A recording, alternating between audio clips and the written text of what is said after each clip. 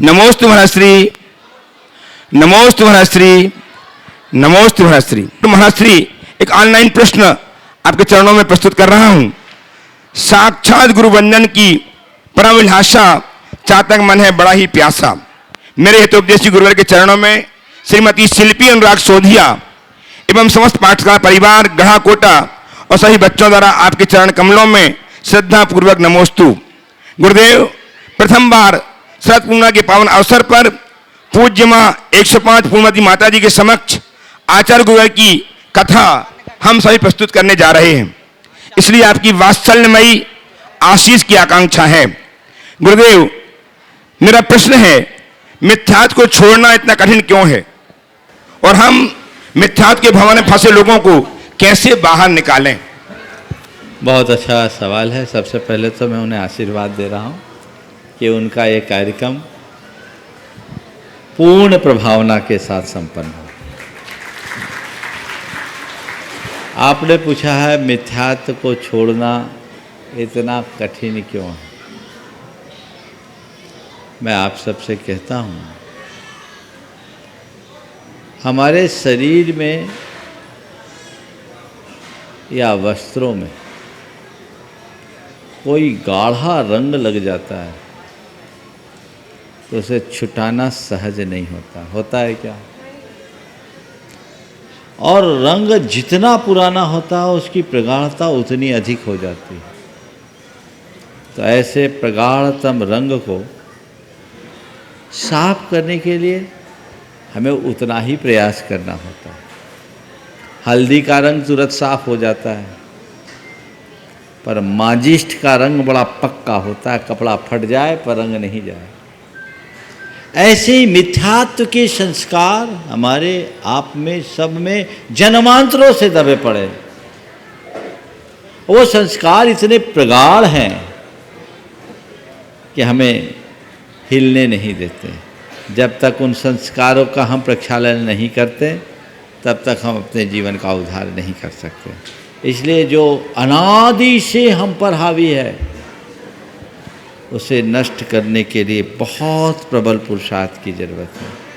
पर एक बार पुरुषार्थ पूर्वक हमने उसे नष्ट कर दिया तो फिर हमें कहीं कठिनाई नहीं होती। इसलिए हमें पूर्ण पुरुषार्थ करना चाहिए। उपस्थित हो श्रीमती नीति जी कलरैया, खारघर मुंबई से ट्रस्टी गुणायतन। तैयार रहें राकेश भाई जी, सीमा जी, अंकुर कानोनी, सागर। मेरे अनंत उपकारी गुरुवर के चरणों में कोटिशः नमन।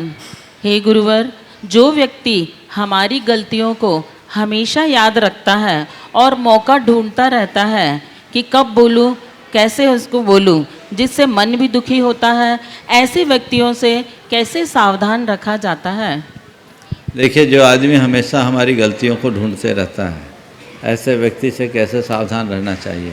बिल्कुल, मैं तो कहता हूँ ऐसे व्यक्ति का खूब स्वागत करना चाहिए, क्योंकि वो हमें हमारी कमियों का एहसास कराकर मजबूत बनाता है। जो गलतियाँ हम नहीं देख पाते वो हमारी गलती देखकर हमें अगर सावधान करता है तो वो हमारे जीवन के रूपांतरण का आधार ही बनता है। ऐसे लोगों से विचलित नहीं होना चाहिए। गलतियाँ देख रहा है, हमें गलतियाँ बता रहा है तो हमारा भला कर रहा है, क्यों ना हम उसके प्रति ऐसा सकारात्मक दृष्टिकोण रखें। हाँ, अगर हमें जो गलतियाँ नहीं है वो गलतियाँ बता रहा है तो भी हमें उनसे प्रभावित होने की ज़रूरत नहीं है, क्योंकि वो गलतियाँ जब हमें है ही नहीं तो हम उनसे क्यों प्रभावित हों। दरअसल हमारे अंदर का जो ईगो है वो हमें विचलित करता है। यदि हमने उसे शांत करने में सफलता पा ली तो कैसी भी गलती कोई हमारी कितनी भी निकाले, हमारे लिए कोई तकलीफ़ नहीं होगी। गुरुदेव का हाइकू इस संदर्भ में बड़ा प्रिय है। आलोचन से लोचन खुलते सो स्वागत है।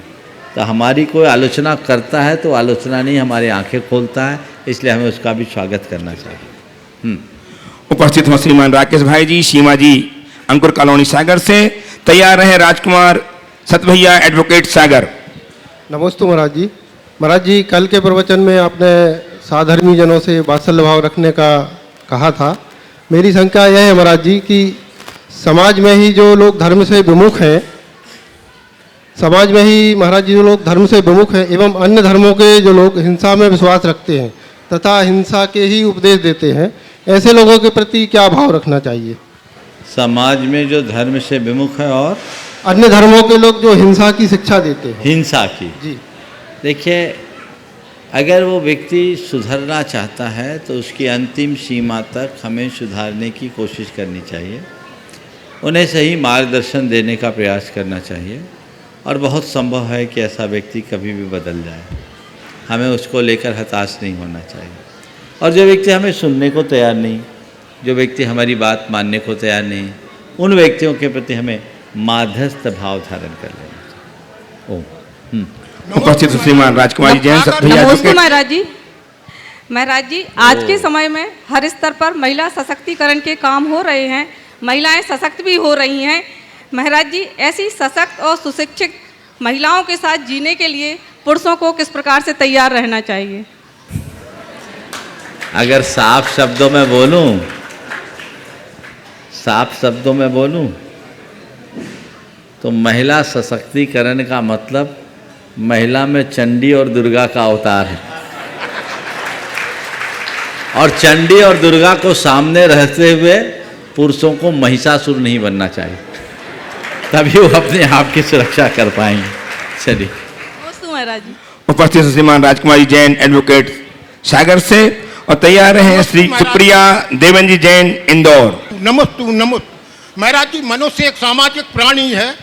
मनुष्य के व्यक्तित्व के निर्माण में और उसके सार्वजनिक व्यक्तित्व के निर्माण में समाज का बहुत बड़ा योगदान रहता है। समाज से हम जीवन जीने का तरीका सीखते हैं। मतलब कि कुछ लोग जो समाज के लिए अपना सर्वस्व निछावर कर देते हैं, मगर कतिपय लोग समाज के कार्यों में अवरोध पैदा करते हैं, तो क्या वो संस्कारहीन होते हैं? कृपया समाधान कीजिए। देखिए, हमारे बीच कई तरह के लोग होते हैं, समझ गए? कुछ लोग इसी मिजाज के होते हैं, कुछ वे होते हैं जो समाज के रक्षक होते हैं, और कुछ वे होते हैं जो समाज के कीड़े होते हैं। हमें रक्षकों का आश्रय लेना चाहिए और कीड़ों से अपनी सुरक्षित दूरी रखनी चाहिए। हमें आज सुबह भी मैंने कहा था कि हमारे व्यक्तित्व के विकास में समाज का महत्वपूर्ण स्थान है, तो हमें समाज के प्रति अपने कर्तव्यों का पूरी तरह पालन करना चाहिए। समाज से विमुखता एक अच्छे मनुष्य के लक्षण नहीं। उपस्थित हो सुप्रिया जी देवेंद्र जैन, कोऑर्डिनेटर प्रामाणिक ऐप इंदौर से। तैयार रहें श्रीमान राकेश जी जैन, चांदी वाले ट्रस्टी वायतन आगरा। नमोस्तु गुरुदेव। गुरुदेव कहते हैं कि देवसास गुरु के दर्शन से पुण्य का बंध होता है। तो जब आप रतलाम में थे तो हमको डेली आपके दर्शन होते थे, फिर जैसे जैसे आप दूर गए तो महीनों में होने लगे, अब हम दर्शन हमको सालों में होने लगे। तो जैसे जैसे हम पुण्य की ओर बढ़ते जा रहे हैं वैसे वैसे दूरी बढ़ती जा रही है, और जैसे जैसे हम पाप से दूर होते जाते हैं तो उससे नज़दीकियाँ बढ़ती जाती है। तो पुण्य में ऐसी दूरी क्यों होती है? पुण्य में दूरी नहीं है, पास में रहकर दर्शन करने से जो पुण्य मिलेगा, दूर रह कर के पुण्य होने, दूर रहने के बाद दर्शन करने पे उससे अनंत गुना पुण्य मिलेगा। समझ गए? तुम्हारे गांव में साधु है, तुमने रोज़ दर्शन किया, तुम्हें पुण्य अर्जन हुआ, और तुम्हारे गांव में गुरु नहीं है और तुम 1000 किलोमीटर दूर जाकर गए ना, तो एक बार में साल भर की बैटरी चार्ज की जा सकती है। वैसा प्रयास करो। उपस्थित हो श्रीमान राकेश जी जैन, चांदी वाले ट्रस्टी गुणायतन आगरा से, और तैयार है एक ऐसे व्यक्तित्व जो गुणायतन के आर्किटेक्ट हैं और ट्रस्टी गुणायतन हैं, श्रीमान चंद्रशेखर जी जैन विदिशा। नमोस्तु भगवान। मैं एक मंदिर का प्रबंधक हूँ। वहाँ पर जो द्रव्य चढ़ती है मंदिर में, वह माली से जो वो वहाँ बेचता है उससे कुछ ज़्यादा में खरीद लेते हैं और अपने घर की छत पर उसे चिड़ियों को डाल देते हैं। तो इसमें कोई दोष तो नहीं महाराज? देखिए, इस विषय में मैंने अनेक बार मार्गदर्शन दिया। ये व्यवस्था ही गलत है कि आप माली को तनख्वाह देने की जगह द्रव्य के ऊपर रखते हैं। ये अनपेक्षित पाप होता है, और ये सारा पाप मंदिर के प्रबंधकों के सिर पर जाता है, क्योंकि मंदिर में चढ़ाई गई द्रव्य सामग्री किन के पास जाती है? बाजार में जाती है, और कई लोग उसके साथ अभक्ष भक्षण भी करते हैं। आप प्रभु त्रिलोकीनाथ के चरणों में चढ़ाई गई द्रव्य सामग्री के साथ लोग अभक्ष खाएं, ये कितनी निंदनीय बात है। मैं जब उदयपुर में था तो दिल्ली के एक युवक ने मेरा ध्यान इस तरफ आकृष्ट किया कि महाराज बड़ी पीड़ा होती, मंदिर की द्रव्य सामग्री के साथ लोग बिरयानी खाते हैं, यानी आप समझ लीजिए अभक्ष, ये महान अनर्थ है। तभी मैंने लोगों को प्रेरणा दी, मंदिर में माली को अच्छी पगार मिलनी चाहिए ताकि वो पूरी अच्छे से सेवा करे और मंदिर की द्रव्य सामग्री पूरी तरह पशु पक्षियों को समर्पित कर देना चाहिए। आप लेकर के चिड़ियों को चुगाते देखो, हजारों तोते और अन्य पक्षी आते होंगे, रोजाना खाते हैं, आनंद से खाते हैं। तो ये व्यवस्था सब मंदिरों में होनी चाहिए। गुनायतन में तो पूरी सामग्री, बड़े बड़े विधान की सामग्री भी माली को अच्छी तनख्वाह मिलती है, उसका पूरा पेट भरना चाहिए, वो भगवान का सेवक है। लेकिन ये इस पर हक दीन दुखियों का, पशु पक्षियों का है। इसको ऐसे लोगों के लिए उपलब्ध कराना जिससे लोग जिसके साथ अभक्ष भक्षण खाए, ये अच्छी बात नहीं। और कई जगह तो घूम फिर के वो आपके पेट में भी आ जाती है। बाज़ार के जितने चाट पकोड़े वाले होते हैं, जितने इडली डोसा वाले होते हैं, उसमें यही चावल कंज्यूम होता है। तो ये चीज़ें ठीक नहीं हैं। लेकिन इसके बावजूद मैं देखता हूँ अभी लोगों के अंदर चेतना नहीं जगती। लोग एक परंपरा को ढो रहे हैं, उन्हें समझ में नहीं आ रहा है ऐसा हम करके कितना अनर्थ कर रहे हैं। क्या ऐसा करके हम गरीबों को खिचड़ी नहीं खिला सकते हैं? हम दीन दुखियों के काम में नहीं आ सकते हैं? और हर शहर गांव में, आगरा तो बड़ा शहर है, उदयपुर, आगरा और कई जगह, दिल्ली में भी एक दो जगह लोगों ने ऐसा किया है। छतों पे डालते हैं, पक्षी आके चुग जाते हैं, पशु खा लेते हैं। ये व्यवस्था आप लोगों को करना चाहिए। और ये तो मंदिर के प्रबंधकों की बात है। मैं उन लोगों से कहता हूँ जो अपने घर की द्रव्य सामग्री लेकर मंदिर में जाते हैं, वे अपनी पूजा करें और अपने बर्तन में अपनी सामग्री लेकर आ जाए। रास्ते में कोई गाय वगैरह मिल जाए तो उसे खिला दें और ऐसी चीज़ ले जाए जो वो खा सके। बादाम की गुली चढ़ा दीजिए, बादाम के पूरे बादाम चढ़ाने की जगह आपका काम हो सकता है। ये व्यवस्था लोगों को करनी चाहिए और ऐसा करके आप बहुत बड़े पाप से बच सकोगे। माली को तनख्वाह तो पूरी देते, पूरी दीजिए, दीजिए, बिल्कुल उसके बिल्कुल, अलावा भी देते हैं। बहुत बढ़िया। आइए गुणायतन के ट्रस्टी, आर्किटेक्ट, अद्भुत व्यक्तित्व के धनी श्रीमान चंद्रशेखर जी और साथ में श्रीमान आईडी जैन साहब। सर्वप्रथम मैं श्री चंद्रशेखर जी का परिचय आपसे कराना चाहता हूँ।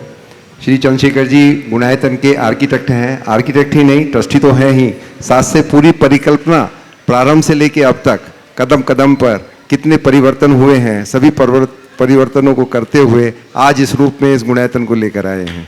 इनका बहुत बहुत हम हृदय से पूरी कमेटी की ओर से स्वागत करना चाहते हैं। और अभी भी जितने हमारे 3 मंदिरों का निर्माण हो रहा है, तीनों मंदिर का आर्किटेक्ट यही हैं।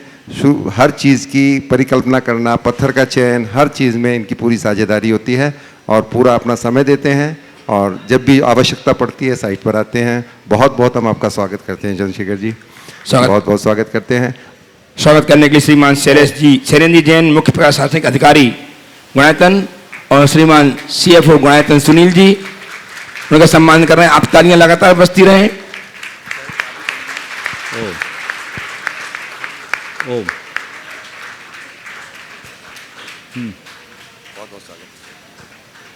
अब दूसरे व्यक्तित्व, हाँ बोलिए। आईडी, हाँ, एक मिनट। अब मैं एक दूसरे व्यक्तित्व श्री आईडी जैन साहब का भी स्वागत करना चाहता हूं। किधर बैठे हैं जैन साहब? आ रहे, बोलिए आप। जी, आईडी जैन साहब और SP जैन साहब, आप दिल्ली में एक बहुत बड़ी MEP कंपनी चलाते हैं, यानी कि मैकेनिकल, इलेक्ट्रिकल और न्यूमेटिक, प्लम्बिंग। तो जितना भी बिल्डिंग्स का काम है वो इनकी कंपनी करती है। बड़े स्केल पर बहुत बड़ा बिजनेस है। और जितने धर्म क्षेत्र हैं, कुंडलपुर की पूरी व्यवस्था और अब गुणायतन का भी इन्होंने प्रारंभ किया है कि पूरे निःशुल्क ये सेवाएं देते हैं। धर्म क्षेत्रों पर जितनी भी बिल्डिंग्स बन रही हैं, मंदिर बन रहे हैं, उसमें पूरा इलेक्ट्रिकल डिजाइनिंग का काम पूरी तरह से निःशुल्क करते हैं और अपने खर्चे पर आते हैं और जाते हैं। बहुत हम आपका स्वागत करते हैं। उनकी भावना गुरुदेव के चरणों में व्यक्त की SP जैन साहब ने कि अब गुणायतन का काम भी हम अपने हाथ में लेंगे। हम लोगों को बहुत प्रसन्नता हुई और ये उनकी पहली विजिट है। हम उनका बहुत बहुत स्वागत करते हैं प्रबंधकारिणी समिति की तरफ से। बहुत बहुत आपका स्वागत है जैन साहब। इनका सम्मान करने के लिए उपस्थित हों श्रीमान रवि जी सेठी, संरक्षक गुणायतन रायपुर से, और श्रीमान ओ हो गया। हाँ हाँ, चंद्रशेखर जी सवाल। चंद्रशेखर जी अपना प्रश्न प्रस्तुत करें और समाधान प्राप्त करें। तैयार हैं श्रीमती निशा, ओ पहले आईडी जैन। तैयार रहेंगे श्रीमान आईडी जैन साहब, हाँ, दिल्ली। चंद्रशेखर जी आप बोलिए। महाराज श्री के चरणों में मेरे और मेरे परिवार की तरफ से बारंबार नमोस्तु। महाराज श्री, मैं तो आपसे बहुत पहले से जुड़ा हूं और मंदिर का काम भी मैंने स्टार्ट किया है। आपके मुख के वो शब्द कि तुम इस क्षेत्र में काम करो, बहुत आगे बढ़ोगे। मैं कितना आगे बढ़ा ये तो मेरे को नहीं मालूम, लेकिन मेरी जो ख्याति आपके साथ जोड़कर जो प्राप्त हुई है वह शायद अकल्पनीय है। महाराज श्री, मैं जुड़ा इसलिए हूँ कि मेरे को अच्छा लगता है, बार बार मेरे को सम्मान ये अच्छा नहीं लगता। मेरा प्रश्न मात्र इतना सा है कि जब बहुत से विकल्प हों तो हम उनमें से संकल्प का चुनाव कैसे करें? देखिए बहुत अच्छी बात है। चंद्रशेखर अपने हैं, अपने बीच में हैं और वर्षों से जुड़े हुए हैं। आपने कहा मुझे बार बार सम्मान अच्छा नहीं लगता। वाकई में बार बार सम्मान की ज़रूरत ही नहीं होनी चाहिए, लेकिन मुझे लगता है कि अच्छे लोगों को बार बार सम्मानित करते हुए उन्हें उनके दायित्व का एहसास कराना बुरा नहीं है। कि आपको ये सम्मान मिल रहा है तो आपकी ये जिम्मेदारी है कि आप इस सम्मान को जीवंत बनाए रखें। समझ गए? तो मैं समझता हूँ ये सम्मान करना आपके मान का पोषण नहीं, आपको आपकी जवाबदेही का एहसास कराना। समझ गए? और इस भाव से यदि किसी का सम्मान किया जाए तो कहीं कोई बुराई नहीं है। तो इस संदर्भ में आपके सवाल का उत्तर मैं दूं, इसके साथ आईडी जैन साहब की भी बात कर दूं। चंद्रशेखर एक ऐसा आर्किटेक्ट जिसको मैंने बहुत शुरुआत से देखा और गुणायतन की इस परिकल्पना में 13-14 तो डिजाइन बन चुकी अब तक और कितने 3D बन चुके। और ये व्यक्ति बिना किसी संकोच के निरंतर करते रहे क्योंकि सबको पता है मेरी तरफ से जल्दी किसी बात में हाँ होती ही नहीं है। और जब तक मेरी हाँ नहीं होती मैं कहता हूँ लगो, और लगे रहते हैं। तो बहुत अच्छी बात है। आपने सवाल किया है बहुत सारे विकल्प हों, उनके मध्य हमें किसी एक को चुनने का संकल्प कैसे करें। देखिए विकल्प आना स्वाभाविक है, हमें अपने ध्येय के निकट जो है उसे चुनना चाहिए। विकल्प अनेक आएंगे पर उसमें यह देखना है कि मेरे लक्ष्य के करीब क्या है, मेरे ध्येय के अनुकूल क्या है। जो मेरे लक्ष्य के करीब दिखे, जो मेरे ध्येय के अनुकूल दिखे, उसको प्राप्त करने का संकल्प हम ले लें तो विकल्प अपने ऊपर हावी नहीं होंगे। और एक बात और है, यदि मनुष्य लक्ष्योन्मुखी होकर दृढ़ संकल्पी हो जाए विकल्प अपने आप शांत हो जाते हैं। विकल्प तभी तक आते हैं जब तक मन में दृढ़ संकल्प नहीं होता, और संकल्प उनमें ही नहीं होता जिनके मन में अपना कोई लक्ष्य नहीं होता। तो मेरा जो लक्ष्य है मैं उसके प्रति संकल्पित हूँ और मेरा वही संकल्प मुझे मेरे लक्ष्य के निकट पहुँचाए। और डॉक्टर आईडी जैन साहब की जो बात अभी सुभाष जी ने की, मेरे पास तो पहली बार आए, शायद पहली बार दर्शन किए। पिछले 3-4 माह पूर्व सुभाष जी ने मुझसे कहा था, महाराज जी एसपी जैन है दिल्ली के, वो कुंडलपुर के बड़े बाबा का भी पूरा एमईपी का काम देख रहे हैं, इलेक्ट्रिकल डिज़ाइन कर रहे हैं, और यहाँ भी उन्होंने भावना व्यक्त की है। हमने कहा इस तरह चलाकर भाव व्यक्त करने वाले व्यक्ति का तो स्वागत होना ही चाहिए। बंधुओं, इलेक्ट्रिकल की ड्राइंग बनाना, डिज़ाइन बनाना कोई बहुत बड़ी बात नहीं है, लेकिन इस प्रकार के पत्थरों के मंदिरों में इस तरह की डिज़ाइन करना बहुत कठिन है, क्योंकि ऐसे इंजीनियर्स आजकल मिलते भी नहीं हैं। आज उनसे मिलकर बहुत प्रसन्नता हुई और उन्होंने जिस तरह का प्लान किया है, निश्चित चंद्रशेखर जी के साथ मिलकर वो इस मंदिर को एक नया स्वरूप देने में मददगार बनेंगे। मैं उनकी इस भावना का आदर करते हुए उन्हें आशीर्वाद देता हूँ कि जैसी भावना है वो साकार होते रहे और वो इसी तरह आगे बढ़े। सवाल करना? ठीक, बहुत बढ़िया। हाँ उपस्थित हों श्रीमती रश्मि जी जैन, डॉक्टर नरेश जी जैन लंदन से। मेरा आपसे एक प्रश्न है कि अधिकतर क्या होता है कि व्यक्ति निंदा के डर से अपने लक्ष्य को ही घबराकर छोड़ देता है, तो ऐसा क्या किया जाए कि चाहे कितनी भी निंदा हो लेकिन लक्ष्य ना छूटे? देखिए, निंदा के डर से अपने लक्ष्य से विमुख वे ही होते हैं जिनका लक्ष्य पक्का नहीं होता। जो दृढ़ लक्ष्यी होते हैं, जो अपने ध्येय पर टिके होते हैं, वो कभी नहीं घबराते। हम लोगों के लिए, मुनियों के लिए एक निर्देश है और एक सूत्र आता है, मार्गात् च्यवन निर्जरार्थम परिशोढभ्या परिशः। अपने धर्म मार्ग से च्युत न होने के लिए और सतत निर्जरा करने के लिए हमें बहुत सारी चीज़ों को सहना चाहिए और उसी का नाम परिचय है। इसी तरह आप लोगों के लिए भी मैं ये कहूँगा कि अपने मार्ग से च्युत न होने के लिए दूसरों की निंदा, बुराई, आलोचना, इन सबको परिसह मान करके सहना चाहिए। अगर सह लोगे तो समर्थ बनोगे और नहीं सहोगे तो ढह जाओगे। तो सहना है, हमें अपने मार्ग में टिके रहना है, भटकना नहीं है, बहना नहीं। उपस्थित हों श्रीमती सोनू जैन कोलकाता से। तैयार हैं डॉक्टर आशीष जी, निशा जी जैन जलगांव, ट्रस्टी गोयतन। नमोस्तु गुरुदेव। गुरुदेव, मेरा प्रश्न यह है कि इंसान मकान बदलता है, वस्त्र बदलता है, यहाँ तक कि संबंध भी बदलता है, पर अपना स्वभाव क्यों नहीं बदलता? मकान बदलता है, वस्त्र बदलता है, संबंध बदलता है, लेकिन अपना स्वभाव क्यों नहीं बदलता? इसलिए कि मनुष्य को अपना मकान कुछ दिन में ख़राब लगने लगता है, वस्त्र गंदे लगने लगते हैं और संबंध बुरे लगने लगते हैं, लेकिन हर व्यक्ति को अपना स्वभाव अच्छा लगता है। जिस दिन उसे अपना स्वभाव बुरा लगने लगेगा, उसी दिन अपने स्वभाव को बदलने का संकल्प ले लेगा। इसलिए अपने स्वभाव को पहचानिए। मेरा स्वभाव कितना बुरा है, जिस दिन समझ में आए अच्छा लगेगा। उपस्थित हैं डॉक्टर आशीष जी, निशा जी जैन जलगांव से, ट्रस्टी गोयतन। तैयार रहे ब्रह्मचारिणी बहन कल्पना दीदी बनना। सरस्वती जिनके कंठ में विराजमान है, ऐसे पूज्य गुरुदेव पूज्य मुनि श्री प्रमाण सागर जी महाराज की जय। महाराज श्री, में एक छोटा सा संदेश, जैसा कि कबीर और रहीम के दोहे हैं, वैसे आचार्य जी ने 500 से भी अधिक दोहे लिखे हुए हैं।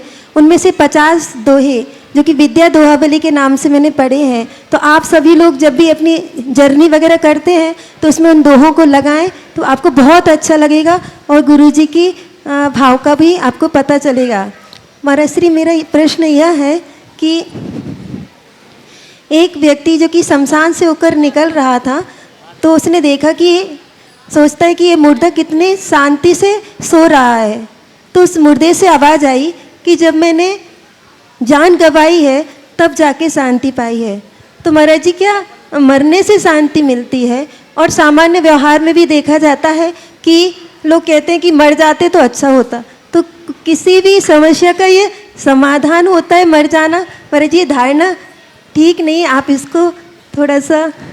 क्या मरने से शांति मिलती है? मैं कहता हूँ मरने से शांति मिलती भी है और नहीं भी मिलती। मरने से शांति मिलती है कब? जब हमारे अंदर की सारी इच्छाएं मर जाती है तब। समझ गए? अगर शांति चाहिए तो मन की सारी इच्छाओं को मार दो। हो सकता है आपको लगेगा ये नकारात्मक बात महाराज जी आपने कहाँ से कर दी। इच्छाएं मर जाएगी तो जिजीविषा कहाँ बचेगी, और फिर जिजीविषा के अभाव में जीने का मज़ा ही क्या होगा। मैं आपसे केवल इतना ही कहता हूँ, मन की ख्वाहिशें ही हमें अशांत करती है। जिसकी मन की इच्छाएं और ख्वाहिशें चले गई, उसके मन में हर पल शांति होगी। तो उसे मारने की ज़रूरत है। तन मर गया फिर शांति पाई, वो शांति किसी काम की नहीं। पर तन और मन सुरक्षित होने के बाद भी निस्तरंग हो गए, उस समय की शांति हम सबके जीवन में आनंददायी है। आपने पानी के सरोवर को देखा होगा। शांत सरोवर की स्थिति कब होती है? जब उसमें किसी प्रकार की तरंग नहीं होती, निस्तरंग। तो जैसे हमारे सरोवर में तरंग नहीं होती तो सरोवर शांत दिखता है, वैसे जब हमारे मन में कोई तरंग नहीं होती तो हमारा मन शांत होता है। तो मन की निस्तरंग परिणति का नाम ही शांति है, जो इच्छाओं के समर्पण के बाद ही उद्घाटित होती है। उपस्थित हैं डॉक्टर एस के जैन, अहिंसा फिल्टर इंदौर। तैयार हैं श्रीमती मीना जी शास्त्री उदयपुर। नमोस्तु नमोस्तु। मेरा प्रश्न है पर्यावरण से के संबंधित है।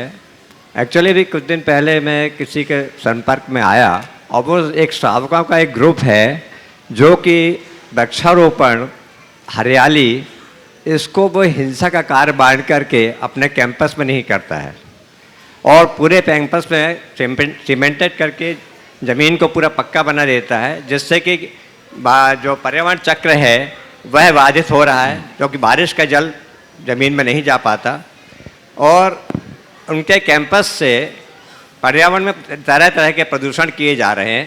उनको वो हिंसा का कार्य नहीं मानता, जबकि सामाजिक और न्यायिक विधि के अनुसार वह घोर हिंसा है, अध्यात्म के अनुसार भी वह अनर्थ दंड है। उसके बावजूद भी उनकी ये प्रकार की एक्टिविटी जो है, तो ऐसे जो ग्रुप है या ऐसे जो लोग हैं उनको किस प्रकार से समझाइश दी जाए, इस बारे में मैं आपसे मार्गदर्शन चाहता हूँ। देखिए, बहुत ही महत्वपूर्ण बात आपने आज उपस्थित की है। ऐसे लोगों को हमारे मंदिर के शास्त्रों का अध्ययन करना चाहिए। चाहे हम समोसरण की बात करें, चाहे हम अकृत्रिम जिनालियों की बात करें, या हम आज के वर्तमान काल में बनाए जाने वाले जिन मंदिरों की बात करें, हमारे मंदिरों में इस बात को विशेष रूप से महत्व दिया गया। वाटिका, बापी, कुआं और उपवन, उद्यान, ये मंदिरों के अंग हैं। मान स्तंभासनांसी, प्रविबल सत्खातिका, पुष्प बाटी, प्राकारो नाट्यशाला, द्वितीयमुपवनम वेदिकांतर ध्वजाद्या, शाला कल्पद्रुमानाम, सुपरिवतवनम, स्तूप हर्म्यावली च, पिठिकाग्रे स्थित स्वयंभू। तो ये सब चीज़ें हैं, ये होना चाहिए। तो ये तो हमारे शास्त्रों में क्यों लिखा? मंदिरों की संरचना में इनको स्थान क्यों दिया गया? अगर आप इसे एकांततः केवल हिंसा के रूप में देखते हो, तो फिर आखिर ये सब समोसरण जैसी जगह में और अकृत्रिम जिनालियों में क्यों? आशाधर जी ने तो मंदिर के निर्माण के साथ वाटिका, उपवन आदि के निर्माण का स्पष्ट विधान दिया। ये सब क्यों? क्योंकि इससे मंदिर की शोभा भी बढ़ती है और पारिस्थितिकी की व्यवस्थाएं भी ठीक होती। इकोवैलेंस होना चाहिए, परिस्थिति के साथ सामंजस्य बना करके चलना चाहिए। मानता हूँ हमें हिंसा से बचना है, पर पर्यावरण को बिगाड़ना क्या हिंसा नहीं है? मेरी दृष्टि में पर्यावरण की रक्षा के लिए उठाया गया हर कदम हमारा धर्म है। इस तरह का कार्य करना चाहिए जिससे पर्यावरण शुद्ध हो और अपने साथ साथ आने वाली पीढ़ियों के लिए भी। आज लोग सारे संसाधनों का दोहन कर रहे हैं, पर केवल अपने लिए करे और आने वाली पीढ़ियों के लिए सब गड़बड़ कर दे तो एक बहुत बड़ा अपराध है। चाहे जल की बात हो, चाहे वनस्पति की बात हो, चाहे और कुछ, हमें पर्यावरण की रक्षा करने के लिए तत्पर होना चाहिए। हिंसा से बचने का भरपूर प्रयास करना चाहिए, लेकिन इस तरह की बातें कहकर इनका एकांततः निषेध करना उचित बात नहीं है। हिंसा तो कहीं भी होगी, उनसे पूछो जहाँ कंक्रीट की वो पूरी के पूरे मैदान बना देते हैं, कोर्ट बना देते हैं, क्या वहाँ बुहारी नहीं लगती? क्या उसमें चींटी आदि नहीं होते? क्या उसकी साफ सफाई नहीं होती? उनको उसकी हिंसा क्यों नहीं दिखती? ये तो प्रत्यक्ष हिंसा है और परोक्ष हिंसा तो और है ही, गृहस्थ हैं। आरंभ आप सबके जीवन में जुड़ा है। उसके साथ ये सारी प्रक्रियाएं जुड़ी हैं, हमें उसको उससे अनुरूप सोच समझकर अपने सारे कार्य करना चाहिए। उपस्थित हो उदयपुर से श्रीमती मीना जी शास्त्री और तैयार हैं श्रीमती ममता सतभैया परिवार सागर। महाराज श्री के चरणों में कोटिशय नमन, कोटिशय नमन, कोटिशय नमन। महाराज श्री, जैन धर्म के अनेकांत और स्यादवाद का लोगों को तलस्पर्शी ज्ञान कैसे हो ताकि कर्मबंध की प्रक्रिया से लोग बच सकें।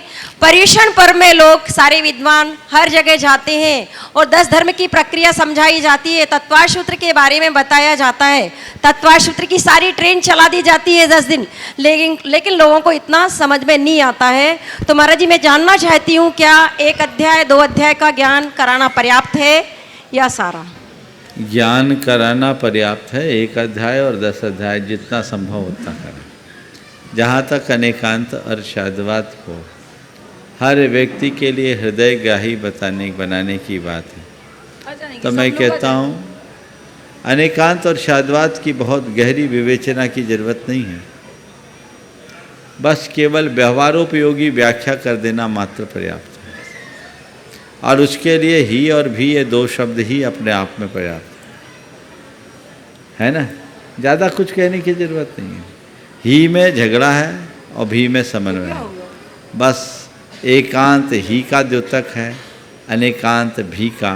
मैं ही सही ये एकांत है, मैं भी सही और तुम भी सही ये अनेकांत है। मेरी जगह मैं सही, तेरी जगह तू सही, यही अनेकांत की परिभाषा है। और ये आज के व्यवहारिक जीवन में बड़ा उपयोगी, यदि इसे अपना ले तो जीवन का रूप ही कुछ और हो, सारे झगड़े खत्म हो जाए। लोगों को ये समझना चाहिए, पिता पुत्र दोनों एक थाली में भोजन करते थे, बेटा नाराज़ हो गया, कहा पिताजी कल से मैं आपके साथ नहीं खाऊंगा।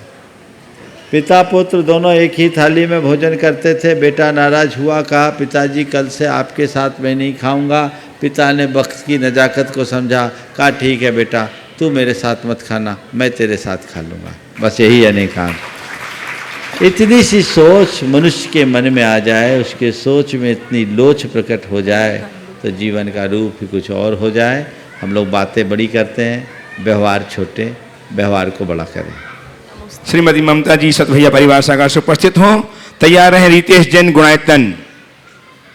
अमृतमयी माड़ी महाश्री महाराज श्री, मैं आपसे ये पूछना चाहती हूँ कि एक ईमानदारी से 1 रुपये कमाने वाले का दान और नंबर 2 से 2 करोड़ रुपए दान करने वाले में क्या अंतर रहता है? देखिए, दान दान है, दान में मात्रा से ज़्यादा महत्वपूर्ण भावना है। किसने कितना दान दिया ये उतना महत्वपूर्ण नहीं, किस भावना से दान दिया वो महत्वपूर्ण है। तो हमें अच्छे तरीके से दान करना चाहिए और गलत तरीके से दान करने की जगह अच्छी रीति से धन अर्जित करना चाहिए। उपस्थित हो श्रीमान जी जैन गुणायतन संवेद शिखर से और तैयार हैं श्रीमान राकेश जी रजनी जी गोधा इंदौर ट्रस्टी गुणायतन। महाराज श्री के चरणों में त्रिबार नमोस्तु नमोस्तु नमोस्तु। महाराज श्री, जीवन रूपी इस यात्रा में सांसों का और नाम का क्या महत्व है? क्योंकि जन्म के समय नाम नहीं होता लेकिन सांसें होती है, और मृत्यु के समय नाम तो होता है लेकिन सांसें नहीं होती। जीवन की इस यात्रा में नाम और सांसों का क्या महत्व, क्या स्थान? जन्म के समय सांसें होती है, नाम नहीं, और मरने के बाद नाम रहता है, सांसें नहीं। बात बिल्कुल सही है। मैं इतना ही कहूँगा, सांसें हमारे जीवन की पूंजी है।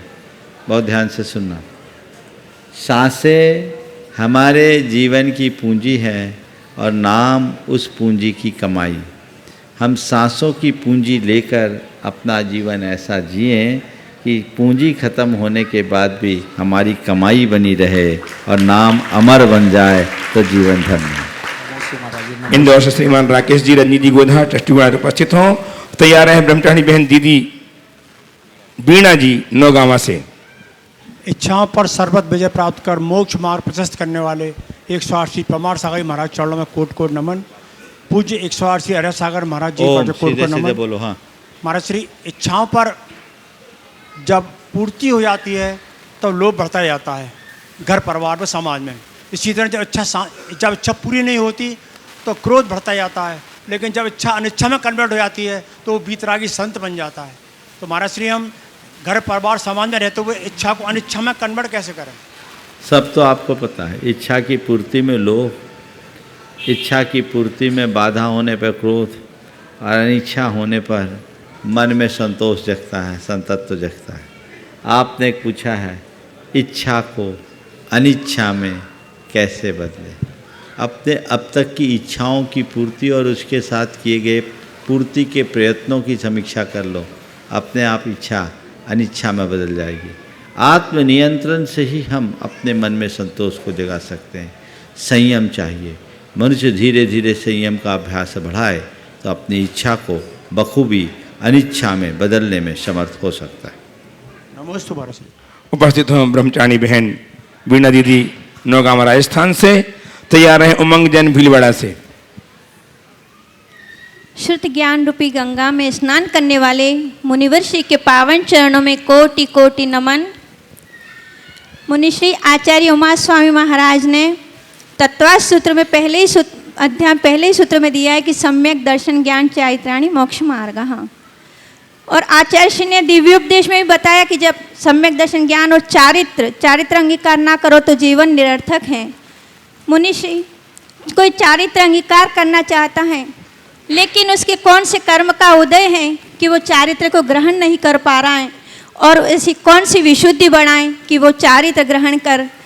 तीनों की एकता ही मोक्ष मार्ग बताया है, तो चारित्र को अंगीकार कर अपने मोक्ष मार्ग को प्रशस्त करें। बहुत अच्छा भाव आपने व्यक्त किया। बिना चारित्र के जीवन का उत्थान नहीं, लेकिन चारित्र ग्रहण करने की भावना होने के उपरांत भी उसे ग्रहण न कर पाना किसकी वजह से होता है? ये सब चारित्र मोहनीय कर्म की वजह से होता है। समझ गए? चारित्र मोहनी कर्म जब प्रबल होता है तब हम चाह करके भी चारित्र को अंगीकार नहीं कर पाते। अब इसका शमन करने के लिए क्या करें? चारित्र के आराधकों की संगति करें और नित्य भावना भाएं कि मेरे जीवन का लक्ष्य मेरे साथ जुड़े और मैं शीघ्र रत्नत्रय को धार कर मोक्ष मार्ग का यात्री बनूं। उपस्थित हो उमंग जैन भीलवाड़ा से, तैयार हैं विधि जैन सागर से। महाराज जी के चरणों में मेरे और मेरे परिवार की ओर से नमोस्तु नमोस्तु नमोस्तु। महाराज जी, मेरा प्रश्न है, आजकल बाज़ार में एक ऐसी मशीन आने लग गई है जिसे हवा में घुमाओ तो उससे मच्छर तुरंत मर जाता है। मैं जहाँ रहती हूँ मेरे घर के आसपास ढेर जैन घर हैं, वो लोग इसका इस्तेमाल करते हैं। मैंने बहुत प्रयास किया उन्हें मना करने के लिए कि इसका इस्तेमाल मत करो, जीव हत्या होती है। वो नहीं मानते। वो मुझे तर्क देते हैं, हमारे घर में छोटा बच्चा रहता है, अगर हम मच्छर नहीं मारेंगे तो बच्चों को डेंगू और मलेरिया हो जाएगा। कुछ कहते हैं कि मच्छर की ज़िंदगी सिर्फ 6 दिन होती है, आज नहीं तो 6 दिन बाद तो वो मरना ही है। और एक प्राणी तो ये तक कहता है कि तिर्यंच गति के जीवों को तुरंत देख के मार देना चाहिए, इससे हम उनको मुक्ति दे रहे हैं। मेरा मन बहुत दुखी होता है महाराज। मैंने बहुत प्रयास करे, यहाँ तक कि मेरे झगड़े भी हुए हैं, पर मैं उनको नहीं रोक पाई। कृपया ऐसा कुछ बताएं कि मैं उनको रोक सकूं। देखिए, सबसे पहली सलाह तो मैं आपको ये दूंगा, रोकने का प्रयास करो पर झगड़ो मत। झगड़ा भी एक प्रकार की हिंसा है, हमें इस बात को ध्यान में रखना है। ये लोगों की नासमझी है और संवेदनहीनता का परिणाम है। मच्छरों को मार करके ही हम मच्छरों से के प्रकोप से नहीं बच सकते। हमारे पास और दूसरे भी विकल्प उपलब्ध हैं, उनका प्रयोग करना चाहिए। जहाँ तक डेंगू जैसी बीमारी की बात है तो मुझे तो जैसी जानकारी है, डेंगू जैसी बीमारी पॉश एरिया में ज़्यादा फैलती है। उस इलाके में कम, जो स्लम एरिया है जहाँ मच्छरों का आतंक हो लेकिन वो कुछ नहीं करते, और जिनके यहाँ रोज़ कई बार कई तरह के उपक्रम किए जाते हैं, घर परिवार में सारे साधन रखते हैं, फिर भी डेंगू उनको परेशान करता है। मैं सही बोल रहा हूँ कि गलत बोल रहा हूँ? हो रहा है ना? सही है ना ये रिपोर्ट? पॉश एरिया में होते क्यों डॉक्टर साहब? क्यों आशीष? पॉश एरिया में ही डेंगू ज़्यादा होता है ना? ये सही रिपोर्ट है गलत है? हाँ, ज़्यादा वहीं होता है ना। तो भैया, हिंसा करके भी तुम कहाँ बच पा रहे हो? थोड़ा ये तो सोचो। बचना है तो अहिंसक रीति से बचो और डेंगू से भी बचो। पर मैं तो कहता हूँ मच्छर को मार कर बचने की जगह अपनी ताकत इतनी बढ़ा लो कि कितने ही मच्छर काटे तुम्हें डेंगू ही ना हो। अपनी इम्यूनिटी को स्ट्रॉन्ग कीजिए, अपने रेजिस्टेंस को डेवलप कीजिए, अपने खान पान को इतना अच्छा बनाइए कि कहीं किसी प्रकार की बात ही ना हो। तो ऐसे लोगों को समझाने का प्रयास करना चाहिए, उनको ये जागरूकता देनी चाहिए और एक सलाह और देनी चाहिए, मच्छरों को मारने की जगह पहले से इतनी साफ सफाई रखो कि मच्छर पैदा ही ना हो, तो मारने की नौबत ही ना आए। चारों तरफ गंदगी का अंबार लगा ले, फिर मच्छरों को मारे, ये कहाँ की थी। और रहा सवाल तिर्यंचों का जीवन तो 5-6 दिन का ही होता है, तो इसको मारने में कोई हानि नहीं। कोई बुढ़ा 80 साल का है, 2-4 दिन का ही मार दो, बोलो क्यों? वो तो 2-4 दिन के ही थे, मर गए, मारने में क्या हानि है, मार सकते हैं। फिर हम इनको तिर्यंच पर्याय से मुक्ति दिला रहे हैं, तो कोई आदमी मरता का रहा है, कई दिनों से पड़ा है, कोमा में पड़ा है, बोले हम तो इसको दुखों से मुक्ति मरा रहे, लगा दो इंजेक्शन। ये सब पागलपन की पहचान है। ऐसे मूर्खों से अपना जीव उलझाना बेवकूफ़ी है। हमें ऐसे लोगों से अपनी दूरी बना के रखना चाहिए और यही भावना रखना चाहिए, सबको सन्मति दे भगवान, बस इसके अलावा और कोई उपाय नहीं। उपस्थित होमिथि जैन सागर से तैयार हैं सुश्री वैशाली जैन सिमरा। नमोस्तु गुरुवर, नमोस्तु नमोस्तु गुरुवर। मैंने अपनी इस उम्र में 5-6 बार सिद्धचक्र विधान कर लिए हैं, कई तीर्थों की वंदना कर ली है, तथा जब भी मुझे सौभाग्य मिलता है या मौका मिलता है तो मैं मुनि और आरिकाओं को आहार देने से नहीं चूकती हूँ। पर फिर भी पापा को लगता है कि मेरी धर्म के प्रति रुचि कम है, तो वो हमेशा ही मुझ पर धर्म को थोपते रहते। इस थोपे हुए धर्म के कारण मेरी धर्म में भी रुचि कम होती जा रही है और पापा और मेरे बीच अक्सर ही विरोधाभास उत्पन्न हो जाता है। तो गुरुवर मुझे कुछ बताइए कि ताकि मेरे और पापा के बीच के जो संबंध हैं उनमें भी मधुरता बनी रहे और धर्म मार्ग में मैं आगे अच्छी तरह से चलती रहूं और मेरी रुचि बनी रहे। थोड़ा कैमरामैन साइड हो तो। हाँ, तेरे पापा आए हुए हैं यहाँ? नहीं, वो तो धर्मशाला में ही है। धर्मशाला में। अब बता दो, वंदना करने गए थे तो अभी नीचे जिनकी धर्म में रुचि थी वो धर्म सभा में है, नहीं, दूसरे धर्मशाला में है। पापा की भी बहुत रुचि है। सुनो सुनो, मैं बता रहा हूँ।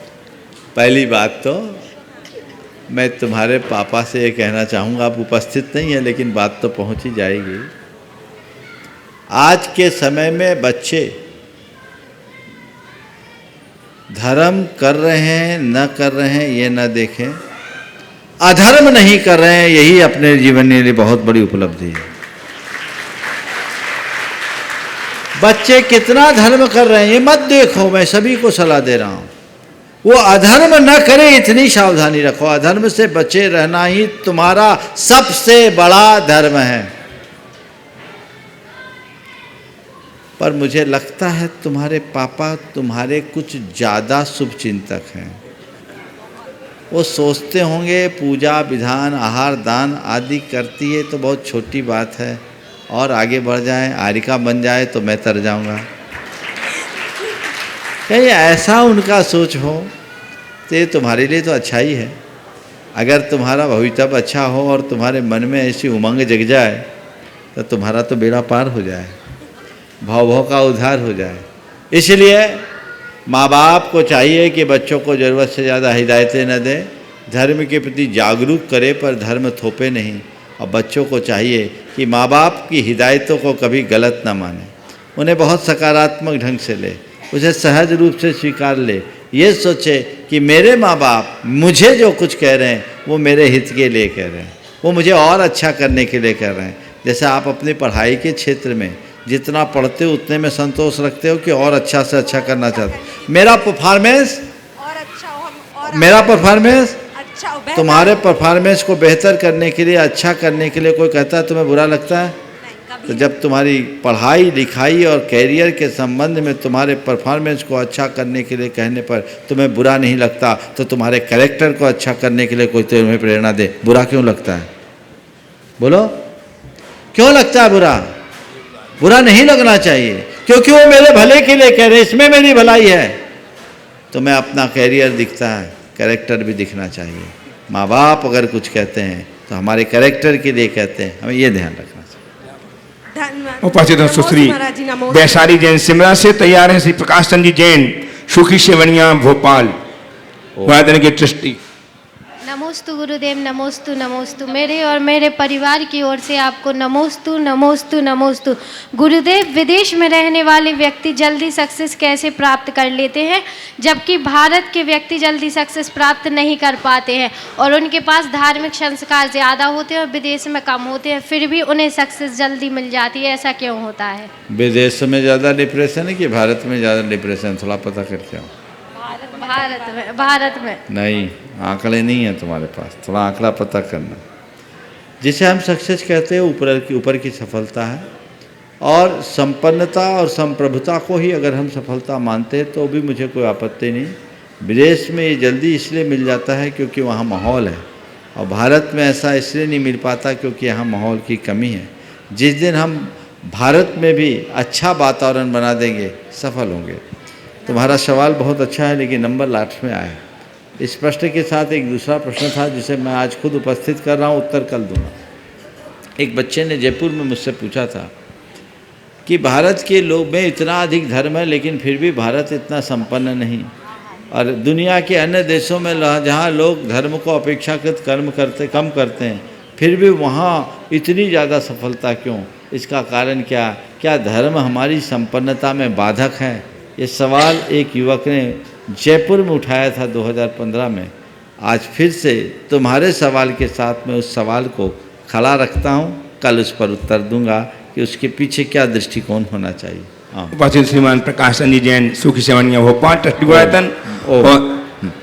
नमोस्तु गुरुदेव, मेरा सवाल है कि अपन गाते हैं कि हे प्रभु आनंद दाता ज्ञान हमको दीजिए, शीघ्र सारे दुर्गुणों को दूर हमसे कीजिए। अगर कोई ऐसा व्यक्ति है जिसमें एक भी दुर्गुण ना हो, अगर ऐसा व्यक्ति है जिसमें एक भी कोई दुर्गुण नहीं हो तो उसको भगवान की जगह बिठा दो, उसी को पूज लो।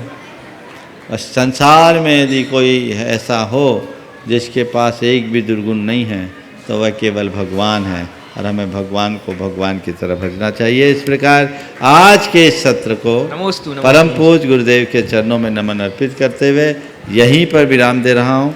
बोलिए परम पूज्य आचार्य गुरुवर श्री विद्यासागर जी महाराज। जय जय जय।